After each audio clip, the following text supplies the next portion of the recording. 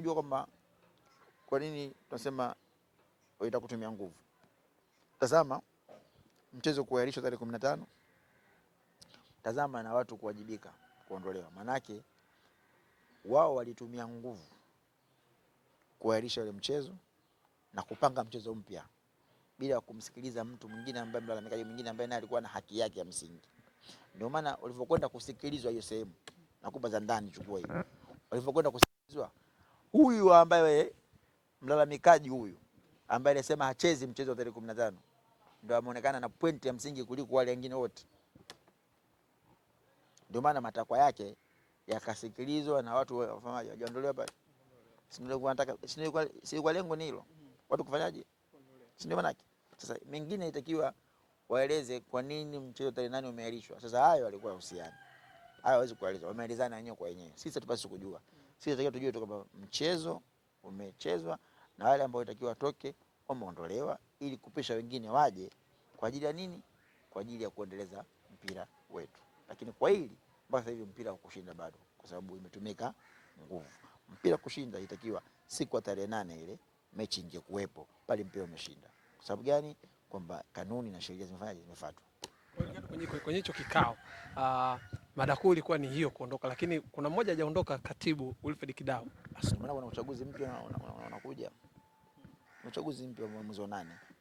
Kwa watu wasubiri waangalie. Kisha mzuri. Sababu ile tayari kipindi chake kishaisha. Kama kuna chaguzi mpya zipo. Kisha nzuri na wenyewe sababu mimi sijafuatilia sana hivi vitu vya kujua. Wenyewe wanasema ule amechaguliwa tunavyosema, si ndio? Kwa hiyo wanasema ani labda ajiuzuru mwenyewe, si ndio? Maana yake sio watu kufaje kumtengua, sio maana yake. Kwa maana yake sasa sehemu pekee ya watu kumtengua ni kwenye uchaguzi mwezi wa 8. Kwenye uchaguzi ndio maana ukuona barua yote. Mwezi wa ngapi? Mbaki mwezi mmoja tu amalize majukumu yake, waje watu wapya. Kwa maana yake mawili sasa, achaguliwe tena upya ama si chaguliwe. Kwa hivyo vitu. Kwa hiyo usijua kwenye kikao nini kimepangwa.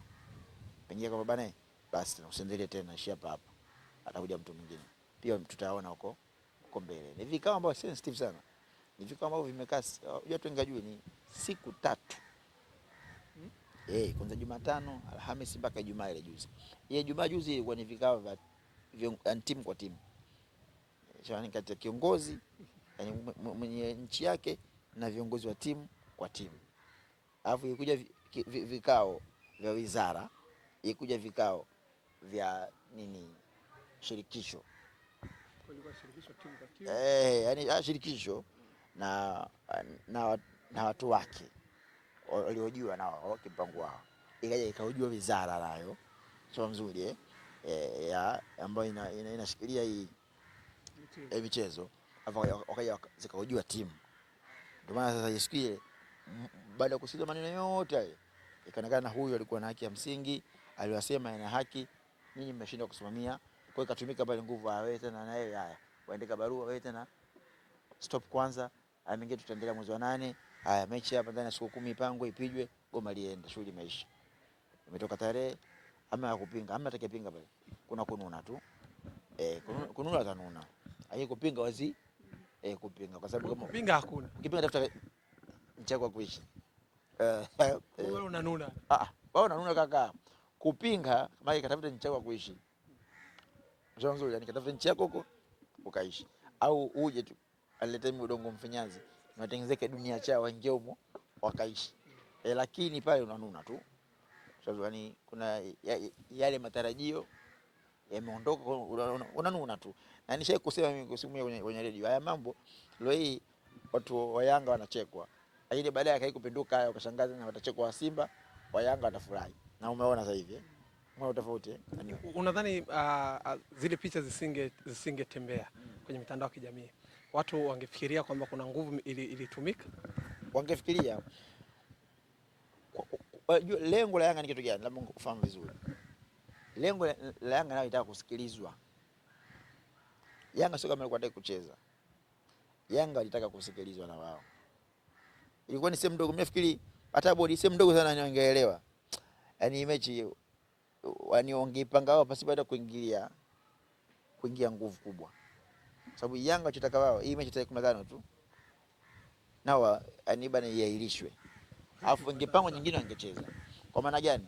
Kwa sababu wenzao walifanya hivyo na wakasegelizwa. Mechi ikafanyaje?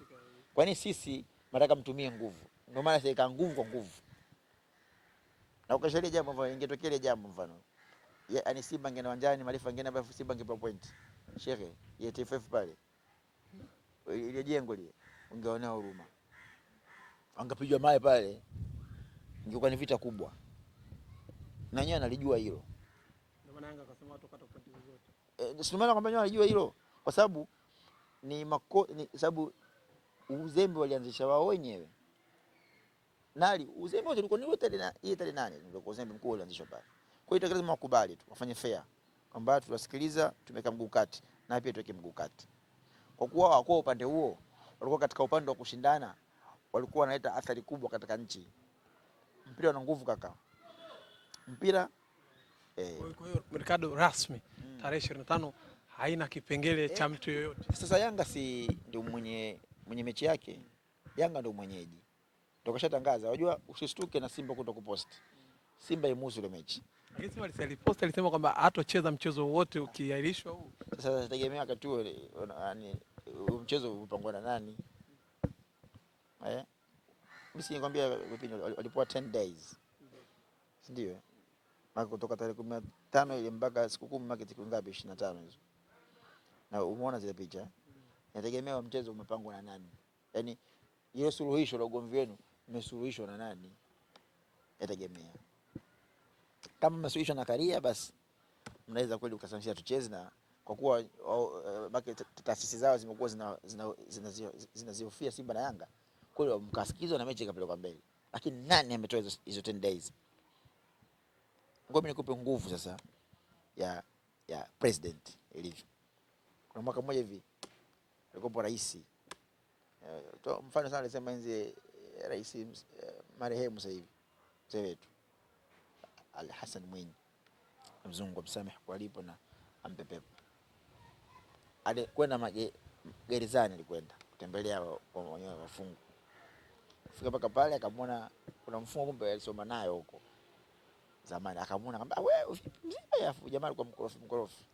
Akamwambia bwana wewe wacha ukorofi. Unajua wacha ukorofi toka zamani bado mkorofi tu. Upo nipo bwana. Umefungwa miaka mingapi? Bali nimefungwa miaka 5. Akamwambia jinsi ulivyo. Angekupiga hata 10. Kumbe lile neno lile ni amri. Akaondoka rais. Baada ya miaka 5 akaja tena akatembelea tena. Kamkuta yule soiba yake ndio. Wewe usiseme miaka 5, anamwambia bwana sikio ulivyosema nipige 10 ndio nimeongezewa.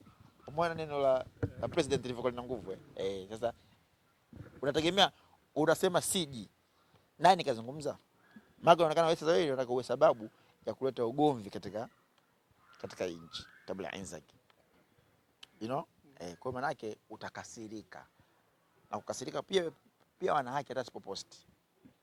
Sidhani kwamba ni lazima wao waposti mchezo huu kwa sababu wao sio wenyeji. Wao ni wageni. Kwa mwenyeji yule lazima aoneshe kama mchezo upo. Kwa sababu yeye ndio atafanya promotion. Yeye ndio atapromote. Kazi ya mgeni yeye ni kuonesha tu fiction inayofuata. Anacheza na nani?